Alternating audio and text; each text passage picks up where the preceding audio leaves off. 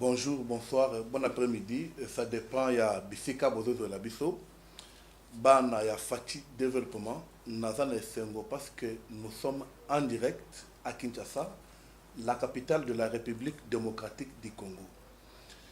Tous en direct, pour tout sur la Mayamboka. Makambo Ezo Salema, Ezo Senga accompagnement, il y a Congolais. Mais le lot nazali ngai mokote, comme vous savez que nazala face à la caméra pendant que ça l'analyse. Je suis aussi avec quelqu'un, tout de suite aux ala penaye, boyebi à l'obara bien, mais il a voulu à participer na direct oyo pour que tu partages ma idée. Na ko senga que ndenge bozawa na bozale belé, bozala branché. Alors, emi fait bandi. Et là, il y a que vous allez soutenir biso. Et ça d'abord, que liker. Ça fait tant que vous liker kaka. Et ça, nous avons volonté pour bolingo, il y a batou. Et c'est votre façon de soutenir Ngai, de soutenir chaîne Nabiso à Fati Développement. Tant que vous avez une émission, nous avons kabali solo au partager. Pour que la communauté soit qu'on soit une grande communauté, pour que Mme Tozoloba et Zana Moutouya Mingi, na ko annoncer on talaté Mme Tozolobela, alors il faut partager ça bien. Et puis na ko yoka émission et c'est nga ko tia mon commentaire. Écoute la question et cause ya Madame Toya Mabe, mais comment ça va nous permettre biso ya ko améliorer musala tozanango. Sinon, merci beaucoup. Sur les plateaux, je ne suis pas seul. Vous allez les découvrir. Je suis avec le pasteur Gérard Ilunga. C'est un pasteur responsable. C'est un pasteur, n'a pas que politicien, mais à soutenir notre président de la République, Félix Antoine Tshisekedi Tshilombo. C'est ce que nous avons voulu tout partager l'idée. Mikolo ba pasteur ne bazana bimoni seli ne bazana ba prophétie ne bazana makambo ya koloba. Alors to lande malamu ne négligez pas, je vous demande to négliger to minimiser to landa malamu to yoka makambo yo to ko partager. Ezana mutu ya mingi. Avant ya koloba o to kolobela, je passe d'abord pour na kopesa yembote. Bonjour au papa Gérard, l'homme de Dieu. Bonjour. Cher DG Divin Mutombo, merci beaucoup. Na Kondimape Toya Lelo, na invitation au Tindeli Biso, na Sepeli pe na profiter pour pesa bana yanzambe nyonso ya mboka Congo bambote na basali yanzambe surtout mingi balandi ya Fati Télévision TV. En tout cas to Sepeli na kozala na bino ebele pona kolanda émission na biso ya poko lelo. Merci. Là, c'est pasteur Gérard. Comment la santé, papa? Non, merci beaucoup. Santé est bien. Santé est bien quand on est mona. Toza na mboka na biso mboko etolingaka. Ndenge yo mokozo yeba to ye na difficulté embouteillage epai moi lelo bimaki makasi mbula mikolo ezo beta to banga ki kembula na moi makasi boye kokita. Mais Nzambe asali ngolu ke to kita na tozala na déjà na plateau mbula betité. Commission Zambé, pour la santé, nous sommes en bonne santé par la grâce de Dieu. Merci beaucoup. Je suis en train de vous informer que nous sommes en direct. Nous sommes à Kinshasa, dans la commune de la Gombe, capitale de la République démocratique du Congo, avec le pasteur Gérard, où nous partagé de l'eau, Tozo Kabola, Masolo Yamboka. Bientôt là, je vais annoncer de quoi to Bengeli Nini.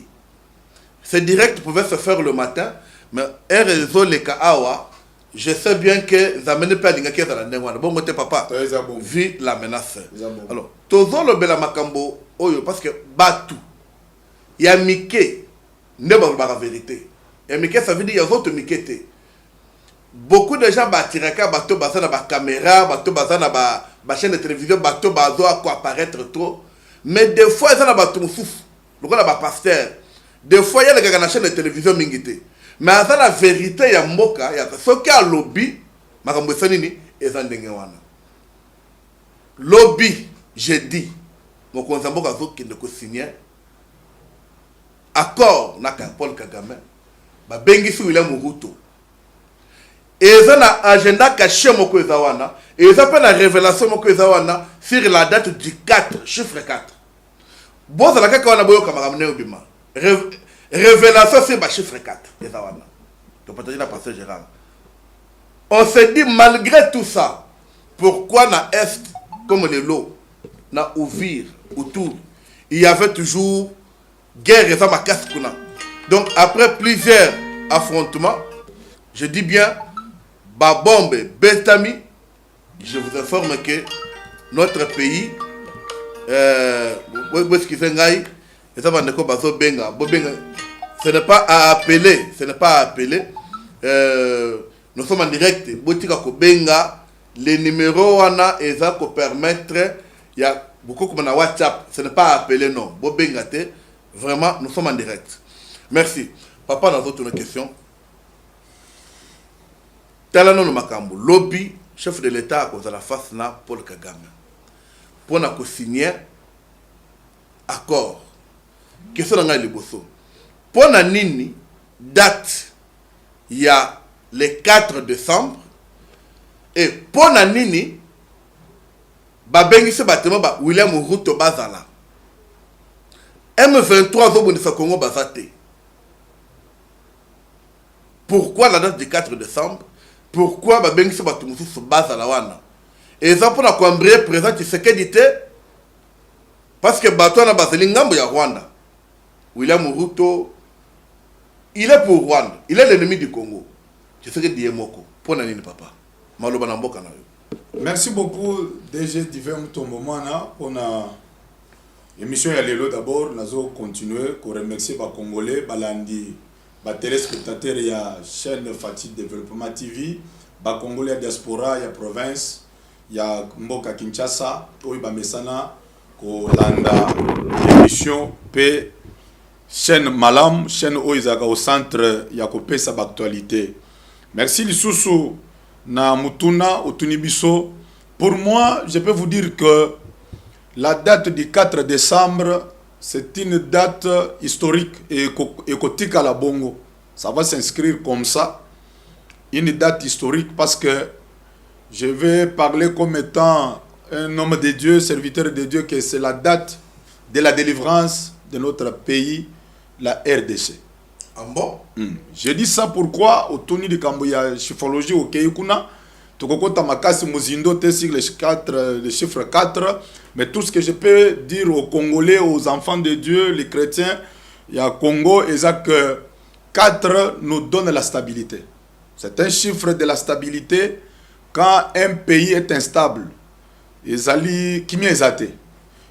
quand il y a la stabilité, en ce moment-là, sur tous les plans et sur, à tout niveau, la stabilité, nako sepela kotalisa yo ke mutu nyonso akoloba ke Nzambe atindaki Félix Antoine Tshisekedi Tshilombo comme un missionnaire pour délivrer ce pays.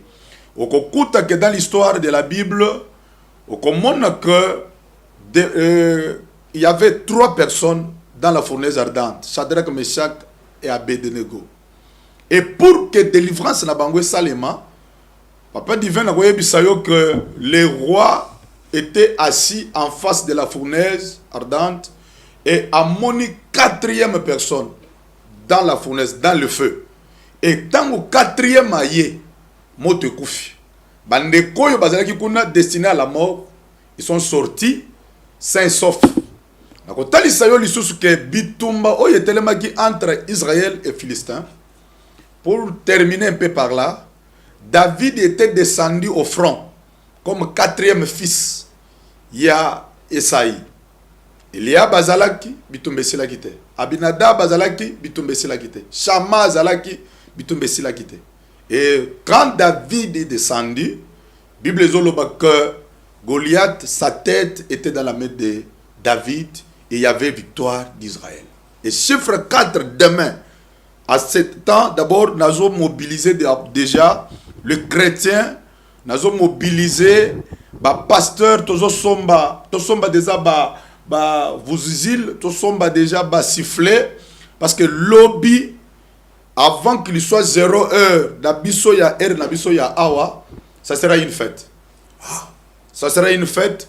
Et quand tolobaka toujours que Nzambe ala la kate, azalaka toujours aveyaka, c'est un dieu de temps de circonstances. Quand il y a un moment, Nzambe a sepeli ko kango lamboka na ye akopona mutu moko. Parce que Dieu travaille dans 3 dimensions. Je l'ai toujours souligné, Dieu a besoin d'une personne disposée, oyako utilisée pour sauver, pour délivrer, et pour apporter le message et la nouvelle. Dieu a besoin d'un lieu, d'un terrain. C'est pourquoi Moni et Sengeli Keba qui est à Washington, devant médiation, il y a président Trump et le Kelakuna. Dieu a besoin d'un terrain et Dieu aussi a besoin d'une autre dimension, c'est le temps. C'est pour vous dire que déjà divin, Ngonge Koki, Yabana Congo, Basepela. Et je le promets que Ebandaki, depuis le mois passé, c'était le 27 juin, Oyo, Akoro Liboso et Sinyamaki, et Batumusu Balobaki, non, Félix Sato qui ne côté Kamboka, Oyo Eza côté Kamboka, Oyo Eza à cause de minéraux. Mais minéraux na biso, Babandaki Kozo Yango, Bazo Bomila biso Yango, Tozo Kufa, à cause de la richesse na biso. Mais quand il a accepté que, ok, minéraux na biso wana, et puis ça peut biso kimia, où est le problème? C'est pourquoi il faut qu'il y ait comme troisième dimension de Bandai Koloba, c'est le temps.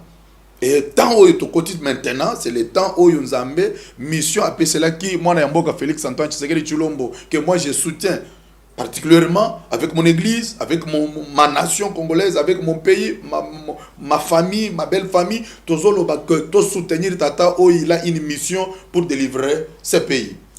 Merci beaucoup. Nous rappelons que nous sommes en direct à Kinshasa. Merci la James pour l'illustration. Parce que le chef de l'État a déjà les États-Unis. Oui. Vous voyez déjà, il est déjà là. Merci beaucoup.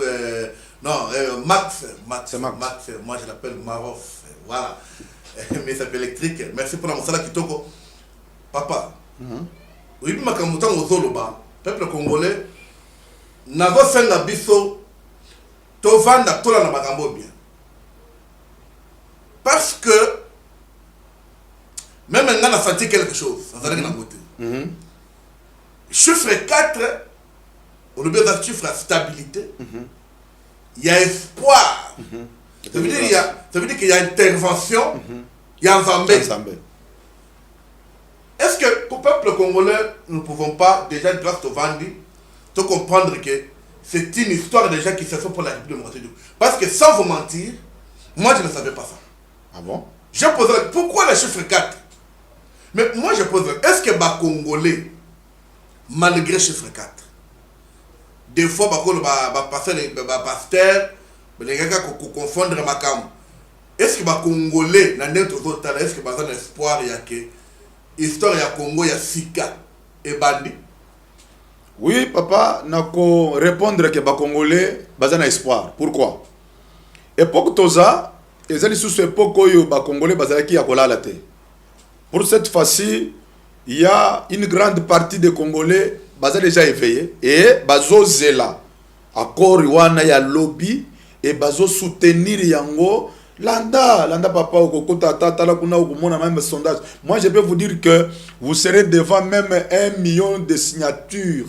Il y a ba Congolais ba signé ba lobby, nous sommes derrière l'accord là. Oyo, ils ont les canaux à Washington parce que c'est le temps de l'intervention de Dieu, c'est le temps de la délivrance pour Nambo Canabiso et Zoakimia. Espoir Ezali. Pourquoi? Parce que les Congolais balandi, bazo mona, oui, ils ont les Congolais à mitema mabe, oye bazali emporté, bazali manipulé, utilisé par les autres, o balingakate, balingakamokonzambokate. Parce que vous savez dans la vie, papa, ceux qui m'ont tossé à Inayo, au copé ça ignonce, vous pouvez prendre mais c'est maintenant. Je vous dis qu'à l'époque, les Congolais bazalaki ya bokende boy bakei, bazaki trop distrait, kolia komela kolata. Mais les Congolais ont toujours vivre na bango maintenant et comme il y a que bazo landela makambomboka. C'est ce que j'aime d'abord chez les Congolais actuels. Bazo landela. Zolandela. Tokomi na point nini, tokomi wapi, bazo lobanini. Et puis ndem toujours lobana yo boye, les Congolais nous suivent. Bazaye belé bazo landa chaîne ya Fati Développement TV bazo landa bayeba qu'est-ce qui doit se passer et bakola la tena voyez biso kutu que le lo bakola la tena bazo tous on a besoin ya que j'ai dit les 4 ango lobby eko quand même sikoyo pour tout mona mwana ya mboka devant mokonzi ya mboka ya Amérique, pe devant mokonzi oyo ya mboka ya Rwanda, un président sanguinaire, un président rancunier, un président moko na yebaka te motema wana me Nzambe zo sukisa ye. Nzambe zo sukisa ye ako signer l'accord de paix. Ako signer yango. Vraiment, ça c'est peuple congolais, je vous dis, nous sommes en direct. Bochaba mituna na bino. Totanga yango passer là pour nous répondre. Merci pour nous avoir baza j'aime. Merci pour nous avoir partagé. Merci pour nous avoir baza chaba cœur. Je suis très content. Nous sommes à Kinshasa. Boyebi passer à lobby, chiffre les 4, il faut d'abord bisomoko ba kolonini, tout ça dans espoir. Je suis très content. Mais papa, à quoi on va sur le Congolais nous sommes dans l'espoir. Et pour la tournio, est-ce que tous les Congolais basés dans l'espoir, mais tu l'as dit Martin Fayoulou, à lobby, tu sais que d'avant qu'il ne peut signer, il faut non, aïe c'est pas Congolais qui ne peut signer ni ou à qui ne côté Kamboka. Qu'est-ce que tu peux dire? Parce que Martin Fayoulou c'est un opposant, mon Namboka, nous le connaissons. Mais quand il dit non, tu sais que d'avant qu'il ne côté Kamboka, vous pouvez dire quoi dans l'analyse? Il y a Martin Fayoulou. Je peux aussi compléter le docteur Mukwege. Alors, tu peux que non, d'accord, voilà, tu sais qu'il y a le côté Kamboka. Qu'est-ce que tu peux dire, aux pasteur? Ou tu déjà peux faire révélation chiffre 4. Mais tel là-bas opposant, il y a Mboka, Magaba Bimisi. Merci beaucoup, papa DG Divin. Naï, à ce que moi je connais, je maîtrise, c'est ça que ceux qui disent Kangi famille et Kangi Libota, si moi je fais partie de cette famille-là, nakotika nanu position politique nanga, nakotika nanu ambition nangai mususu, nazalaka na yango vis-à-vis na ndeko nangai oyo nakuta tumbelanga chemise, natikaleki na eloko wana. Nakotika nanu ambition mususu nakokana nakanaka ndeko nanga oyo nakuta azwa chemise nanga kenda kosalela yango peut-être pantalon nanga akendaki kokata ngo ndenge nanga la linkaki te. Mais quand il y a le combat, où il y a côté libiso, peu importe nos ambitions, moi je crois que tokoki kozala biso nyonso na singa moko, na nzela moko, pour na résister à l'ennemi. Martin Fayoulou, c'est un fils du pays. Mukwege, bazabana ya mboka oyo. Mais kotala à la veille, il y a que président ya mboka oyo Nzamba pesibino. Akei azondimake akenda signer accord de paix durable. Yo il faut la muselikambo yake, il faut aya nanu ala kisabino nanu o Martin yaka tala ali kamna kende ko signer kuna. Donc Félix azana na liste wana ya koro wana na ndako na ye yake aya ko banda la kisa congolais nyonso bien asala pour point de presse yake boya ko yoka makamna kende ko oui je crois moi na mboka pe alobela ki yango président Félix alobela ki yango oui ko kende nazo kende bozala kimia bomela maya pio nazo kende ko teka mboka te. Peut-être loko ezo bomabino eza likambo bayoka ki position ya mutu ya Rwanda na bananga ya ke mixage kozala brassage kozala, c'est-à-dire que ba intégrer armée rwandais ya ba rebelle oyo ba ya kosala na armée na biso régional. Non, yepe aboya lobi non ikusale mabongote. Kusale mabongote côté kamboka mboka oyo ya Congo, c'est mboka iteka maka papa. Boke tekamaka na bato bayaka wa na mona ki place Fayoulou akendaki kolanda par exemple Kabila o tekaka mboka. Pourquoi na mona kite il était député azalaki na ye musala sali lelo oza opposant to boite mboka nyonso ifoza na ba opposant. Mais tango zo mona likambo ye libino muimbuna ye na manduki, nous devons être ensemble, nous devons être unis. Moi j'appelle tous les Congolais à se mobiliser, d'être derrière le chef de l'État et d'être derrière cet accord de paix durable à Washington, tous soutenir Mokonzambok. Ba ambition na ye, tozo monango. Combat diplomatique na ye, tomoni produit na yango, yangoyo. To sambela nzambe. Nzambe nde aza maître ya makambo nyonso, comme je viens de vous dire. Lokola nzamba ndimi, et ça les mandenge et ça les maboye, ba Congolais nous devons être unis. Na moment autant to komona oyo zo telemisa pona ko luka soulèvement pona ko luka position pona ko luka base soki na internet que yoka yepe alobaki papa okoloba makambo belé ozo loba, est-ce que ça qu'elle font ozo loba ngona intention nini yake ala kisana no bino abenga bino akende te abandana na yebite le londe ba ki ba asala ngona parler du peuple asangisa ba congolais nyonso ke boya boyoka na makamna kenda kusala kuna. Non, mon opposition ya Martin Fayulu na mukoye ke docteur ngai na zo sepena ko yebisa bino ke papa botika nan to senya na accord wana ya pe. Bon, parce que on peut parler d'accord de paix et ça paix illusion. Oui, ça vraiment nous devons demander à tous les Congolais de Nengwana. Mais moi je dis, est-ce que tu sais qu'est dit avant que signer notre chef de l'État? Est-ce que Kokina Ndate peut réclamer d'abord vérité sur le soutien à M23? Parce que Toboy va signer, va se retirer, ne va tuer à Rwanda. Mais lobby après 6 mois, même le scénario est Zonga. Je ne sais pas si vous vous souvenez de l'époque de Kabila Zalaki. Tantôt c'est Kunda Batouare, tantôt c'est M23, tantôt. Est-ce que on ne peut pas d'abord réclamer la vérité sur le soutien? On risque de changer le nom avant de signer. Mais chef de l'État, est-ce qu'il ne peut pas d'abord exiger la vérité? Comme Kagame est là. Et pourquoi Kenya Yambakaka Kabango? C'est Kenya. William Mobutu, Ndemutambaka. AFM 23 et Salamaka Kuna. Mouvement Sauvons le Congo de Joseph Kabila. Il fait le mec à Kenya dans Nairobi. Est-ce que le chef de l'État ne peut pas d'abord réclamer la vérité? Pourquoi Ruto soutient? Pourquoi Kagame soutient? Mokonzamboka, Félix Antoine Tshisekedi Tshilombo, Azali, Mutunzamba Pesi Congo Akamba. Oui. Papa Tanzambe Abenga Kamutu, comme nous le savons tous que le Balanzambe Lobby, toute autorité, c'est Dieu qui l'établit.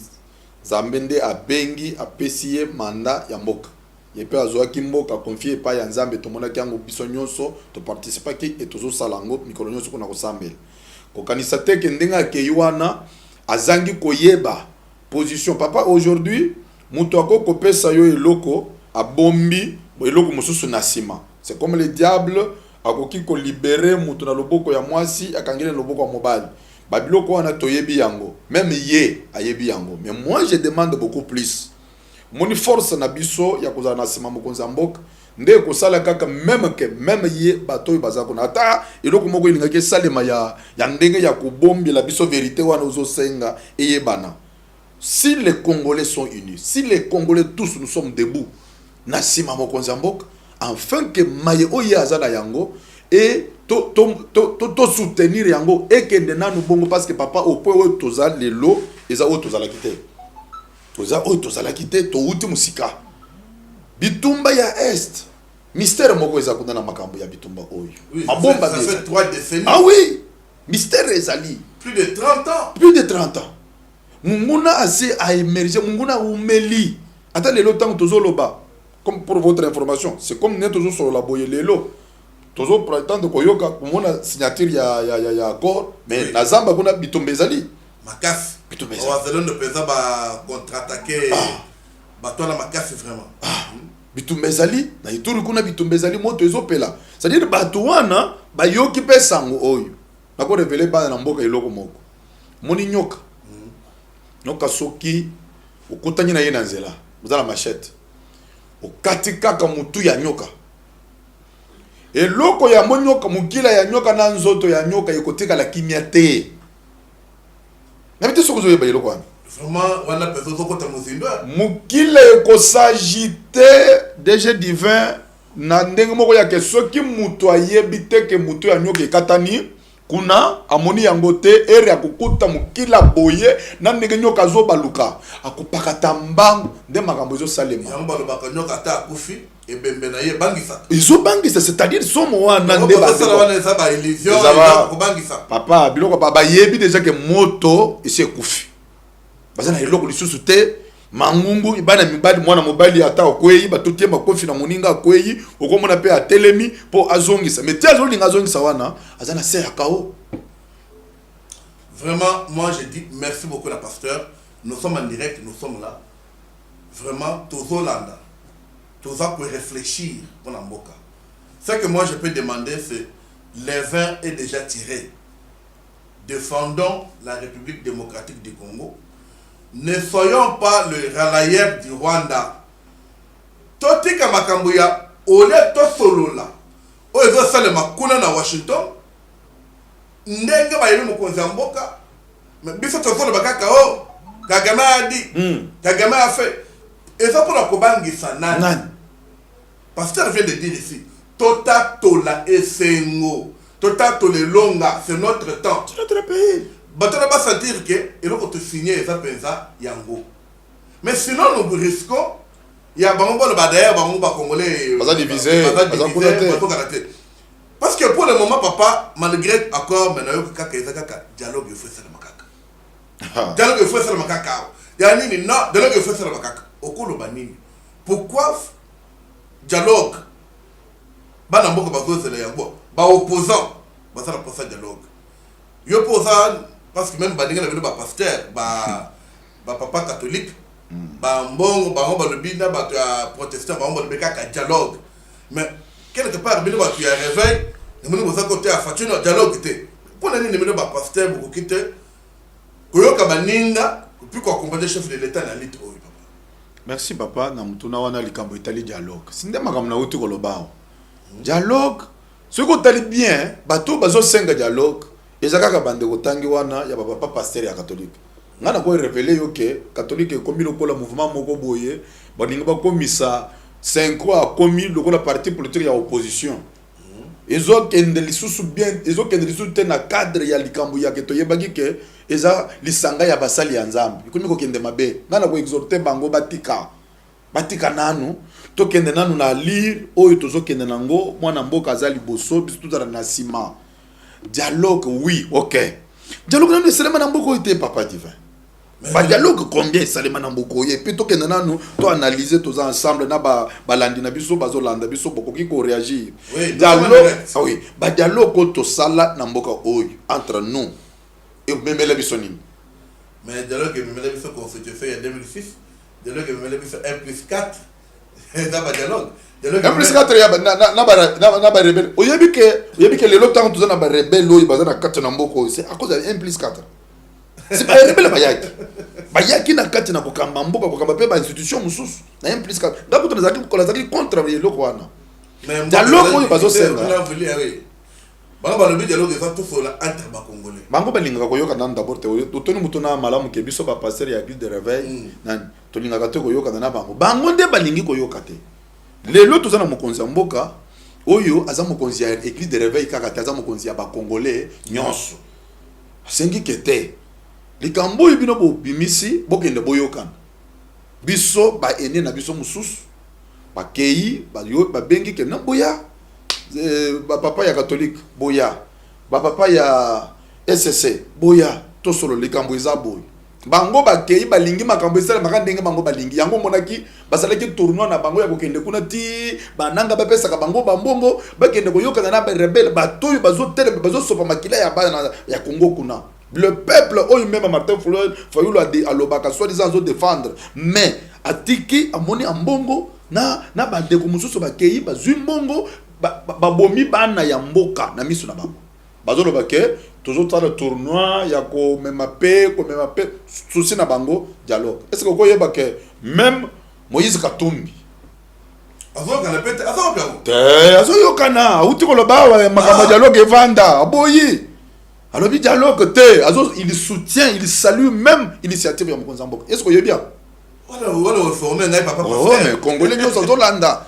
Katumbi à lobby, non, moi je salue. Ce n'est pas pour rien, pas dans CPL, na appel na yo, na étant dans l'abisso, il y a Fatih Développement, na CPL qui n'a mobilisé par Congolais. Au moins, même, Katumbi est opposant. Mais opposant Katumbi. Je ne sais pas, parce qu'il y en a qui ont carbone, mais Katumbi, c'est un élément aussi très dangereux pour la Tshisekedi. Mais pour le moment, il y a une qualité de belé, position na ya bimisi, ngonga na landi na yoki, le bit dialogue nanu te. Kuna nanu likambo, tozana na pose ya kimia. Papa, vous savez que le lot toko vanda boy, ce qui kimia za na mboka te. Toko vanda boy, tozo solo la kana tozo solo na yobo na plateau na biso, kuna di banda ile likan.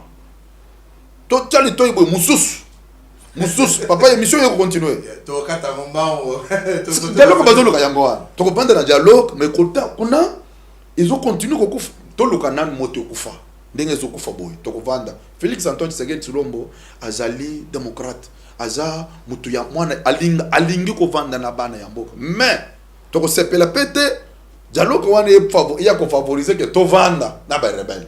Vraiment nous faisons la première porte lobby. So ba lobby ya respect mutuel, il y a souveraineté, intégrité territoriale et fin de toute hostilité. Parce qu'on nous rassure que Rwanda a obligé parce que force ça de société. Deuxième point papa. Parce que les Cambodgiens FDLR, neutralisation coordonnée, fin de tout soutien aux groupes armés, relance du PDDRC. Ça veut dire comité de suivi où il y a pour démobiliser et puis pour donner ça FDLR parce qu'on a quitté que RDC va soutenir FDLR dans Kachinabiso. Alors, comment RDC pas jouer les mains? Ici, RDC doit reconnaître que va soutenir FDLR. Bon. FDLR est un mouvement, mais entre-temps, c'est un mouvement pour l'Anga. C'est un mouvement commercial et à Rwandais. Bah, créer un mouvement que bango. Et ça, on dirait que Bundi Sabango, mais entre-temps, bah, vous y avez un mouvement. Mais qu'on a qu'à le but, non, RDC n'est pas soutenir Kango. Ok. Nous avons besoin d'une paix durable. Accord et yepote et ça, Mboka Congo Kimia, y compris pe Rwanda wana pe. Azo pe Kimia, nangamu na biso. Yake biso pe, totongisa bango te, tango mutu na mutu ako tosa limite na ye, mutu na mutu akomona oyo abandaki ko sala, oyo ezaki ko nuire mususu atiki. Oui, soki ye akokipe ko présenter biso ba preuve yake biso to soutenaka FDLR. Comme ça le col FDLR ezali ko tia bango panzi passe à présenter que Tala élément boy, ça montre que vous soutenez le groupe Wana comme ça tout parce que biso tozolo bayake Rwanda azo katisa akatisa nangam na biso tant tozolo ba bitumba oyo ezo salema na mabele na biso ezate que autre pays tozo bunda na terrain être ou bien ngambo ya tete tozo salema na mabele na biso. Nous avons des preuves même au monde entier ils ont moi et oyo ye azoloba oyo ye pe akoloba ke FDLR, Bisototika, qu'on soutenir Yango, oui, quand il y aura des... Oui, parce que les Congolais disent que le président Fachi ne pouvait pas accepter comme on a accord, parce que là, c'est comme si tu as dit que tu soutenais Rabango. On ne pouvait pas le faire. Or, moi, je trouve que pour l'anglais, c'est ça qu'on a... On dit ça dans le flamand, qu'on s'en couche moi, ça veut dire... Oui. Mais quand tu as quand même tu es bien voté. Bisoto, est-ce que Fachi n'a pas comment... Mais un autre problème, papa, invité. Monisco, parce que je voulais ici, Balobi, Monisco, facilitation des mouvements et soutien aux résolutions onisiennes, très important. Donc, Monisco, il faut faciliter le mouvement Nyonso, ça veut dire que l'on a Basoda, il y a Rwanda, Basoda, pas la Bango, que l'on a un groupe d'armées, Monisco a rassuré. Mais Bintou Keïta a Sundoli, Monisco. Normalement, il fallait qu'à l'on le février 2026, mais il y a déjà ce qu'on a abandonné. Qu'est-ce qui se passe? Dans un moment où, oui, Keïta, il n'est plus encore, il a abandonné à Longwe, il n'est plus à la tête de la Monisco. Mais est-ce que vous avez dit que il y a les Cambodgiens qui que Ayebaki, au moment où tu as salo, Ayebaki, ce qui est réellement à Longwe na conscience na ye, Ayebaki que mon pepo ezoya écoute Ayete, parce que na Monisco mafia ezamingi, au moment où bande kwana bakopesa biso ba nombre bakopesa biso ba chiffre moko ya tala boye ba utoko ba autant tokuti boy mais na ba enquête mususu ezala bato mususu bakufa ba soda mususu bakufa tokuta ba casque bleu na kati na ngambo ya ba rebelle tokuta esika esengeli que bo bare route Monisco a intervenir aboyi ko oyebi combien de fois ba congolais ba telema bitu ke eta soki a Longwe atiki ngakuto na koyebi sey atika kaka.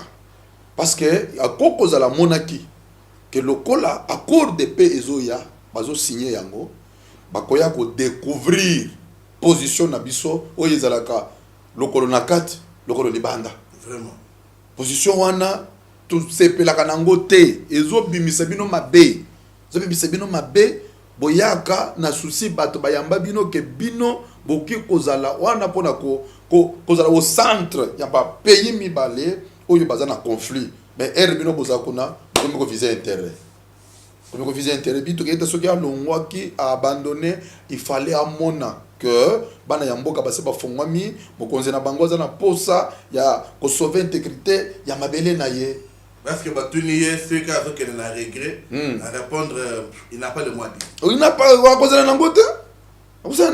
Il fallait aller la date na ye koka. Ok. Il y a aucun d'accord. Parce que Ayamba, Nanga, Basolola, à qui n'est pas à Tchèque général na Goma. Alors. Basolola ni. Masala restitution mon côté. Masala ni. Il m'appelle Joseph Kabila kuna na Ameni. Nous sommes pas position. C'était comment? Abanda kumikuta ke azana jugement mais ya kulupande ezo bomaye condamnation na motema na ye culpabilité ezali ba yebi ke ils ont trahi le pays. OK. Ils ont trahi la nation congolaise, c'est pourquoi makila ba congolais telemelaka papa ikanga bato na mungongo yoko kanga bango. Cinquième point, je pense que c'est cinquième point. Dans 3 mois, qui est lancement d'un cadre d'intégration économique RDC Rwanda. Ça veut dire cadre dans l'énergie, minéraux, critique et lac Kivu. Qui est un cadre d'intégration économique, donc mixage Rwanda. Alors, comment Rwanda va pour travailler ensemble? Les Congolais disent que comment Félix peut accepter ça? Alors, non, mais nous sommes. Problème n'a pas Rwanda. Avec Rwanda, nous avons une relation diplomatique. Oui, c'est ça que je voulais dire, oui. Mais pourquoi les Congolais vont trouver non. Rwanda viendra exploiter ici. Mais quand les États-Unis vont exploiter là? Encore les Congolais photo tous à la page la page ya makambo ndenge zokende Rwanda d'abord tous un problème na Rwanda te tous un problème na régime ya Kakame régime oyo ezotungisa mboka na biso mais à ce qui concerne mixage ya musala même lelo n'est-ce pas président Félix a besoin ya ba société ya ba étranger même expatrié mususu baya misale eza na kati na mboka. Oui, tango misale ezoya c'est pas na mboka nde bako vivre bako sala misala ba accord oyo tango bandaki ke tango ba société telle ekoya bango mundela asala ka musala place moyibi ezate place bitumba ezate place koyina ezate division te ako sepela aya tango lelo bako luka ke dans 3 mois c'est pourquoi c'est ce qui va pousser Kagame abenda ba troupe na yeza na zamba ebima na ebisaki yoke na ebandela wa ke waneza mukila ya nyoka etikali zo ningana yepe azomona Rwanda ezaka na force nini eloko nini esalaka ke Rwanda evanda soki eza minere ya RDC et soki ya kobo yango Félix Antoine Tshisekedi tango yake même na premier mandat tandaki loboko na motu nyonso oyo azana posa ya ko sala biso. Oui, mais attends, on dit que non Kagame azali partenaire fiable. C'était dans ce sens-là que ceux qui bosaient dans Niboya, bosa ba voisin, il y a côté au minéraux et quoi faire vivre bino izali. Boya dans les bons. Boya gagnant. Bon, papa, toi faut le nom. Nous sommes à 5e avant d'attendre à 6e. Mais question est abouée parce que à tout moment on mixage na brassage. Chef de l'État Aboyam. Ah oui, chef Aboyam. Mais quel sera le sort il y a Barcelone et FCM 23 parce que ça Barcelone, pas ça la nini. Pourquoi on ne pouvait pas examiner bango? Tu passer na examiner ba expert ba kozala papa. Tu zoa un militaire te aya ko sala na biso musala nete yake. Il faut baya ba côté l'armée normalement. Et ce qui amène le fouet chef de l'État. Ya ba oy ba bumaki bande ko na biso ba ya ko ta na armée. Ba ko yate. Papa, nous avons des hommes et des femmes bien formés dans mboka oyo na matière wana. Tu ko examiner tu ko tala oyo OK oyo te. Vous savez ma bongo. J'informe au peuple congolais que nous sommes en direct. Nous faisons une parenthèse avant de la deuxième partie directe de Nabiso. Aujourd'hui, dans mon cabinet de travail, j'avais reçu un patriarche qui est venu. Comment Moussala Madame Biso Tosalaka. Parce que Ezala Batou Bisika Baza Sikoyo, Bazan de matin que fatigue développement Asbel Bazo Salamoussal. Bazan de matin que divers motos Bazo Salamoussal, Azo de Belambo. Il y a des gens peut-être bango basika ka ba mesala na ba kombo yo ko le belo ba malamu basali semblant mais moteur des fois ayeba na ndenge mosusu alobi alobi mais aujourd'hui j'ai reçu cette une grande personnalité na ko senga na Max achar illustration nango lisolo et puis na kolinga batia avant tout ce direct boyoka m'a été échangé. Ailleurs, à l'objet boy papa. Je pense que vos là, comme ils sont venus, comment je le récite, à l'objet, bazar la gêne. Pour la bango, journée à lobby. Et ça la ba envoûtement, et ça la banine, et vous aussi caté. Tu vois? Bazar la gêne, mon frère, ma casse, bazo sambe. Bazar la gêne. Et c'est une communauté, il y a plus de 850 églises. Je vous dis la vérité. Papa, à l'objet, bazar la gêne, bazo sambe là. À l'objet, chef de l'État, maintenant il faut qu'on voit sa spiritualité. Parce que il y a même des gens, banturés chef de l'État, mais bazo se prêter dans ma rambe à Corée.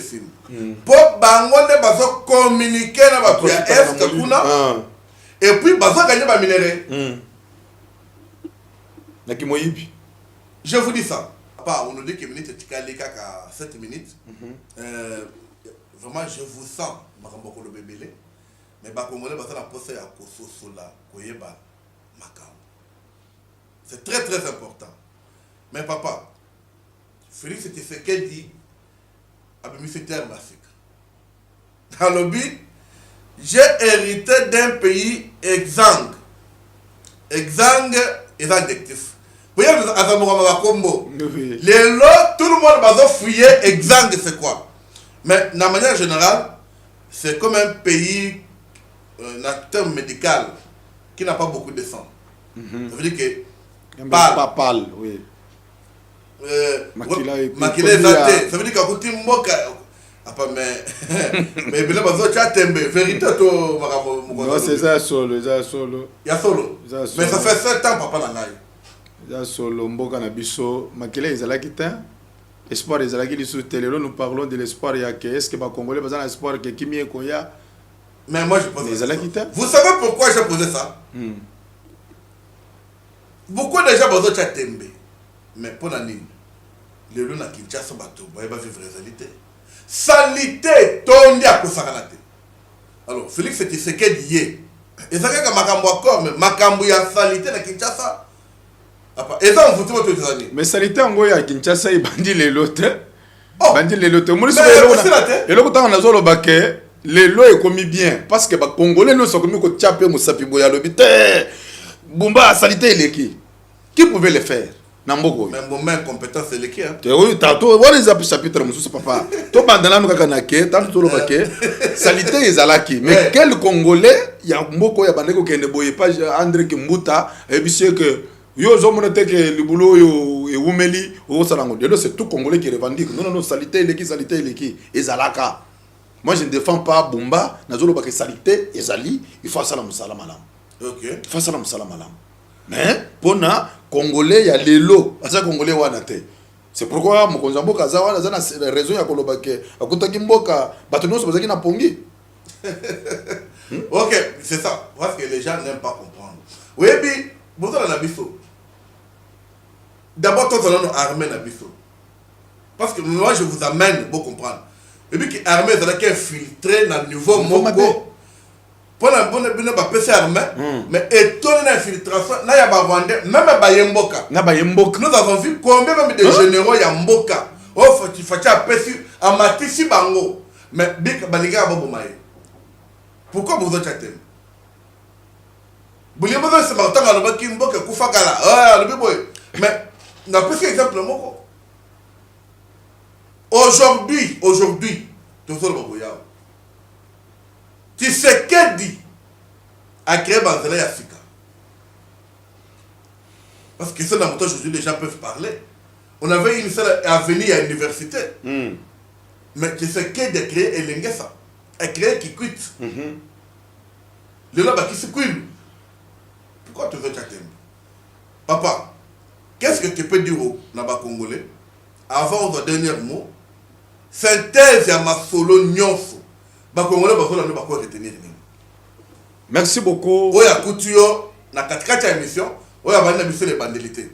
Moi synthèse avant de continuer. Merci beaucoup déjà Divin Mutombo mwana pona maloba oyo avant de simba liloba yasuka. Pasteur Gérard Ilunga que je suis pasteur. ya mboka Congo na ye pona ko sangisa congolais nyonso ya mobali to ya mwasi ya diaspora ya province ya ville ya Kinshasa, que soyons d'abord unis comme une seule personne derrière le chef de l'État Félix Antoine Tshisekedi Tshilombo na bitumba oyo azomene oyo ekomisi biso na accord ya suka ya makambo oyo ezosalema lobi e losambu ya basali ya nzambe ya Congo, losambu ya balingaka mboka nga nazokamwa ke ezalaka meme mpe na ba angolais ba zambien oyo balulaka mboka Congo basepelaka na mboka Congo.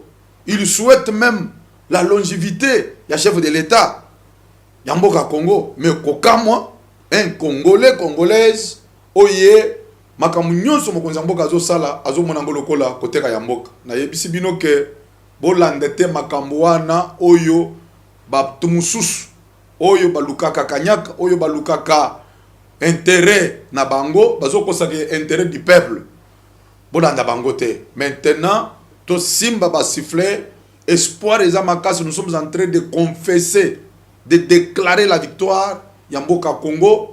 To simba ba siffler ba trompette minene ekole la partir ya lobby nazo mobiliser peuple congolais ba sali ya nzambe ya mboka Congo ba chrétien ya mboka Congo ba sambeli nyonso, non seulement ba chrétien mais ba sambeli nyonso ya mboka Congo oyo balingaka mboka mboka eza moko eza ya biso nzamba pesi biso lokola miel ya biso miliki eza mboka Congo.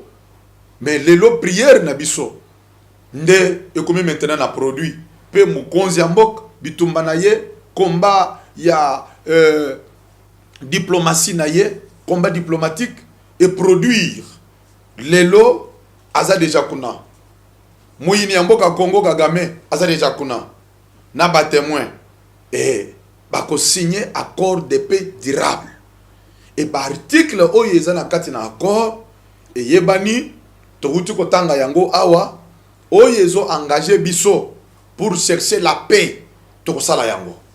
Mais non ya mixage na brassage ya ba rebelle na kati na armée na biso tozo senga bana mboka to sangana to sambela to soutenir mokonzi mboka yende oyo nzambe apesi biso pona ko libérer mboka. Et la date de demain 4 décembre est une date historique où il y a 4 chiffres de stabilité, chiffres d'espoir, chiffres d'intervention divine Yanzambe. Et le 12 aussi nous parle de 4 fois 3. Vous allez voir que na 4 on a 8 fois 3, on a 12 qui est le mois de décembre. D'abord les ascensions il y a botamaki. Ah OK. Vous allez sentir que joyeux anniversaire. Merci vraiment papa. C'est quelle date là encore? C'est le 30 décembre. Le 30 décembre. Ah, papa. Donc, on a fêté qu'on a déjà bandi fête lobby, nous avons fête lobby le 4. OK. Donc, on a déjà que il y a 5 Congolais, Basali Nzambe, ba chrétiens nyonso, mobiliser tous comme une seule personne derrière cet accord, cette initiative, il y a accord à Washington, tous à la Nassim, diaspora, et il y a Congo, il y a Libanda, il y a Wapi, même yo opposants, vous avez Mboka. Vous avez Mboka, lieutenant que qui me ya dialogue après. Dialogue nano sikoyote. Dialogue nano sikoyote. On peut ça battre muso kanda ba mozolo bana. Bazo comprendre te na uto ko loba OK. Licence soke leli tous na plateau awa, bitumba libana to bandi ko kama kelele bato bazo kipa papa to ko kata caméra oyo kotikala. Max wana technicien et nani na biso akokima ko place ya kosote. Bazo wele keto ke na kovanda na dialogue. Kuna bande ko bazo kufa. Pourquoi ça na souci na te ya keto kata na hémorragie bana. Ya bande ko bazo nani pe kimé obiso na tuzana nganga awa na Kinshasa. Bango basali nini? Basali mukinini ko bakufa kane bazo kufa wana. Basali nini somo nini bango basali. Pour accompagner Max Tchelanga photo à Fati et Tonda. Tenez ça pendant l'écran. Voilà, très bien. Je vais parler à chef de l'État. Madame pasteur à lobby, c'est bien. Voilà, et le chef de l'État est là. Je le parle. Et Bissika Zakoyokanga. Excellence, président de la République, Félix Antoine Tshisekedi Tshilombo. Nous n'avons rien à vous donner de spécial pour tout ce que tu fais pour le Congo. Mais je vous souhaite, là où vous êtes, aller avec la force que vous avez.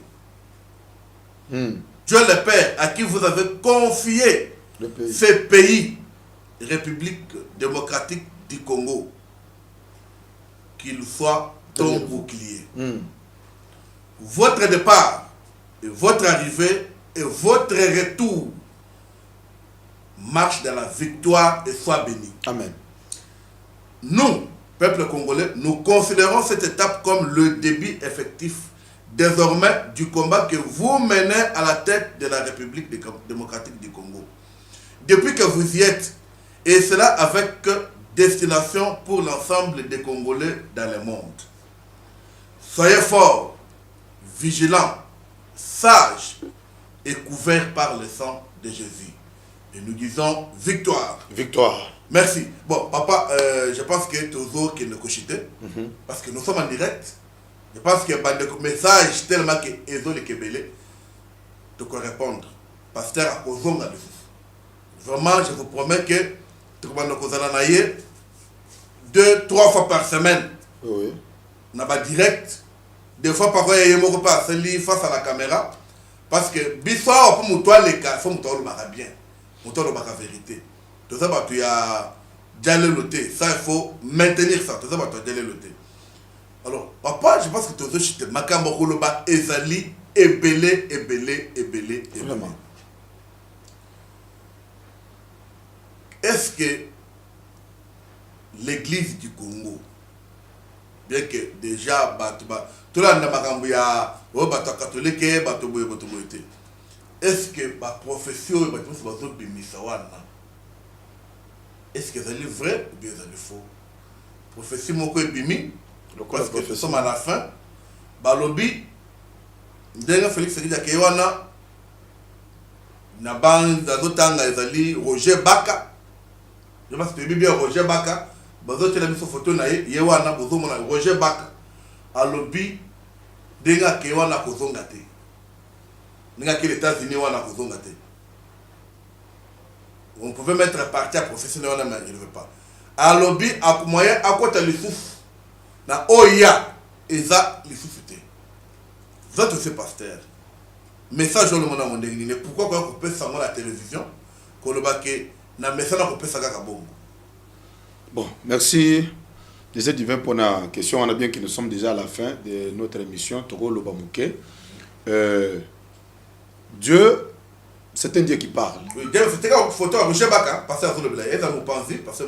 Dieu, c'est un Dieu qui parle au travers de ses hommes, ses envoyés. Dieu se sert aussi avec les hommes. Et Nzamba Koloba, pour révéler, botala boy. Biso toko ko suspendre langage Nzambe pe ko boy la Nzambe te alobela ba sal koli pe ba prophète naye. Parce que tant Nzambe alinga ko sala likambo alobela kango ba sali pe batindami naye. Message yende azui. Ngana azui amote.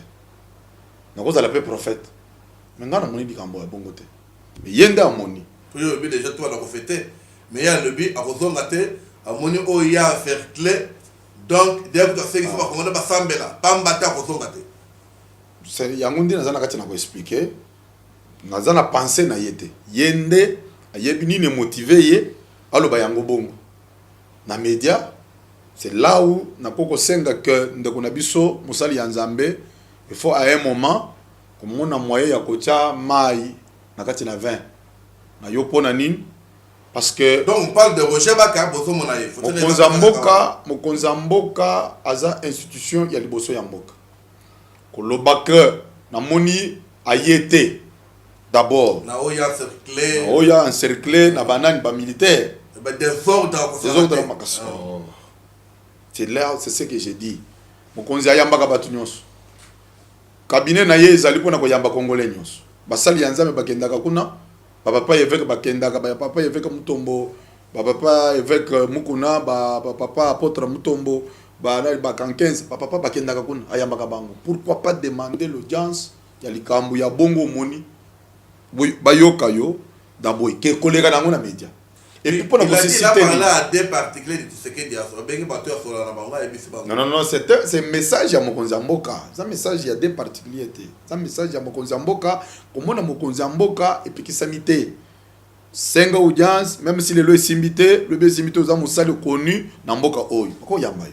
Koleka, ko créer et loko anande na boki ko condamner awa pour ne pas parler beaucoup, ko créer des espoirs wana.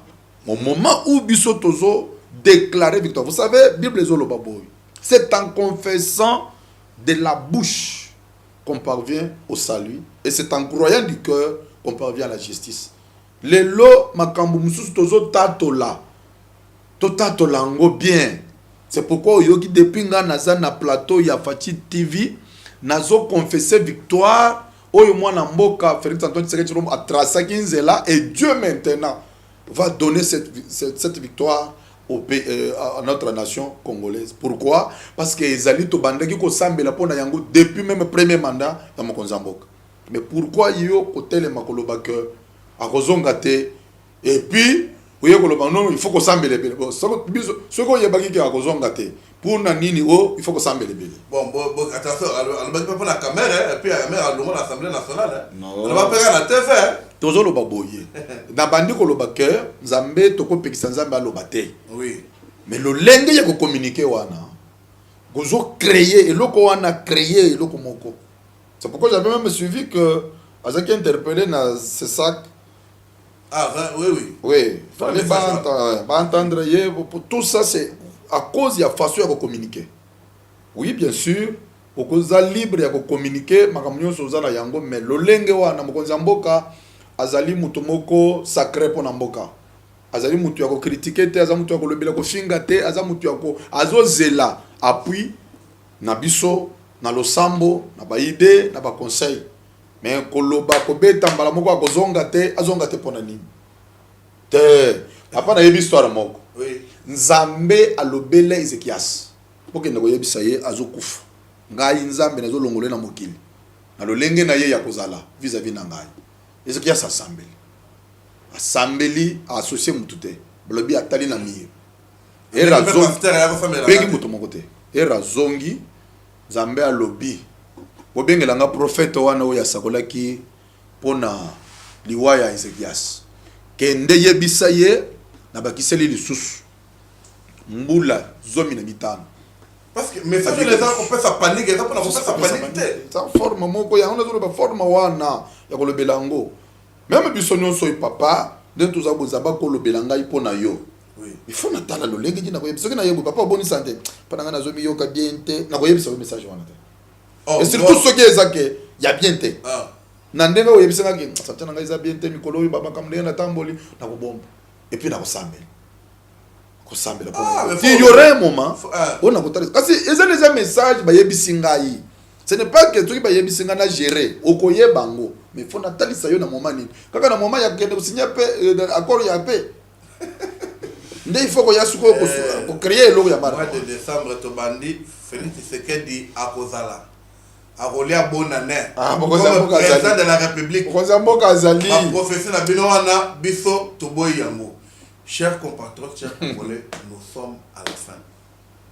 Je suis très content de l'invitation. Papa Ndengo Oye pour répondre. Merci beaucoup.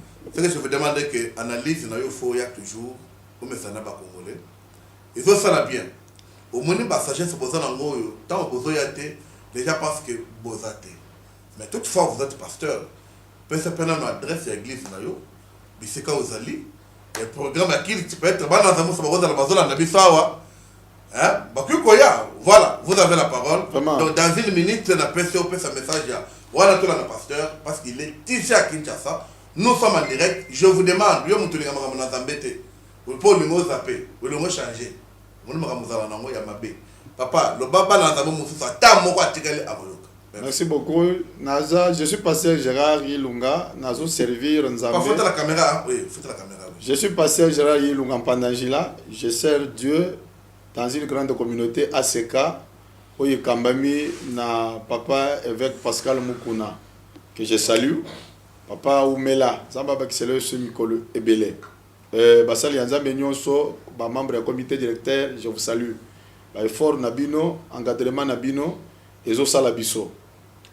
Na Zali, ko vrai na assemblée locale il y a toza na arrêt armé na Selembao mais bato bele bazwa kango lokola munga fula parce que toza musika te na ba prince ya bypass nazali na arrêt armé assemblée na ngai pe babengi yango ACK armé toza na avenue Kondo numéro 13 toza juste en face na église ya armée du Sali yango babengi yango arrêt armé ACK Jésus Combo ya avenue. Nous sommes là chaque mardi et jeudi tozo yamba de 10h jusqu'à 17h et culte na biso ezali d'ailleurs toza na kati na service munene ya communauté à 14 jours tozo sili sango dimanche tozo sambela nzambe et nous aurons à avoir une bénédiction du Père auprès de notre papa, notre patriarche évêque Pascal Mukuna ce dimanche bana ya nzambe nyonso ya ACK ya mokili mobimba ya Kinshasa ya ba province tokozala na Vatican ya ACK Bandal esika wapi papa azo evre pona kozwa faveur ya ko traverser nango 2026 donc adresse na biso yango wana pesa numéro de téléphone numéro na biso ezali plus 243 85 12 15 945 plus 243 85 12 15 945 au bengi biso réunion c'est numéro WhatsApp tozali wana to yamba. Merci la balandi vraiment la lingibino vous avez suivi c'est notre pasteur il a Kinshasa il est joignable beaucoup le capé moi prière moi orientation vous savez me carapé mais ici biso to bien c'est rôle analyste et puis il analyse politique na le lobana nzambe ndenge ezali c'est ça c'est beau c'est pelé naé beaucoup comment beaucoup bisa biso ce qui a critiqué les beaux commentaires comment kobongisa. Je vous dis merci la merci la Max au avec la machine on nous revoit bientôt merci.